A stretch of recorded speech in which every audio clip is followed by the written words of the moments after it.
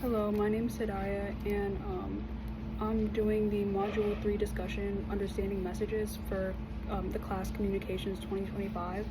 Um, the first question is, um, can you think of a person in your life whom you feel is an excellent listener?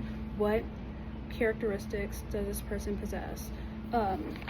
The one person I wanted to mention specifically is my aunt, because I feel like she is probably one of the best listeners I know.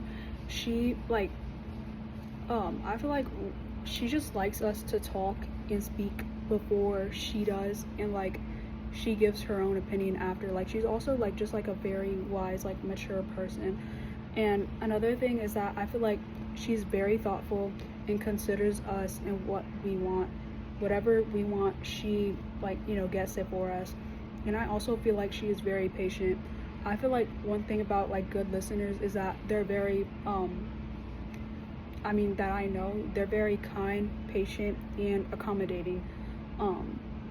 And they because the word was power, they kind of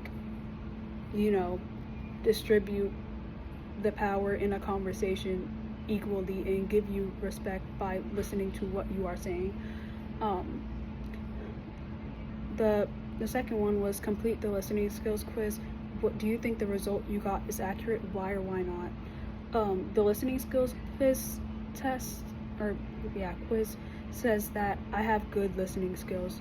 I would like to personally agree with that, because the range was 64 to 83. And I also feel like, one thing about me is that I feel like I am a good listener. I always do listen to people, like my siblings, my friends. I always listen to what they want. I always get them whatever they want, whatever they need.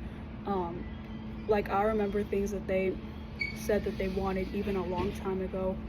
I feel like I do what's what's in their best interest. And I feel like listening is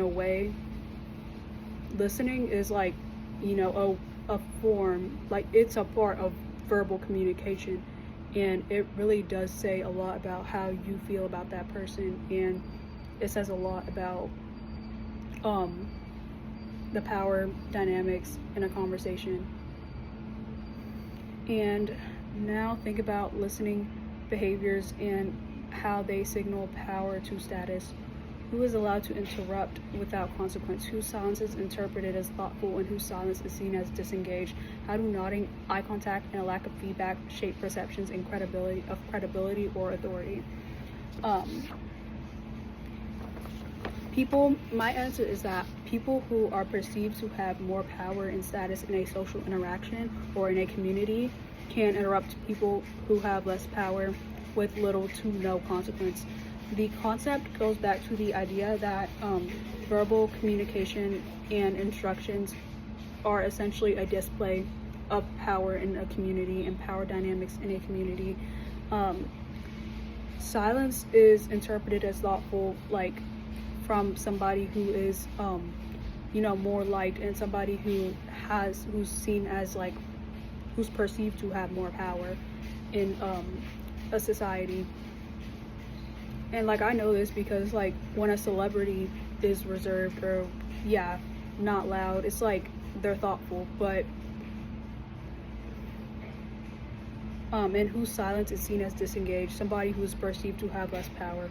How do nodding, eye contact, or lack of feedback shape perceptions?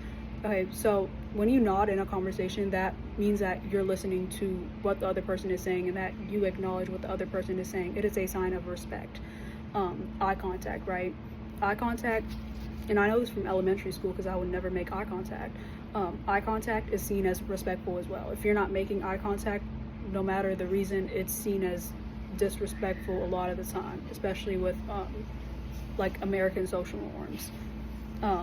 A lack of feedback, that can either go a good or bad way, because feedback can be negative or positive, and if it's positive, feedback is good, but if it's negative, a lot of people would take it the wrong way. Yeah.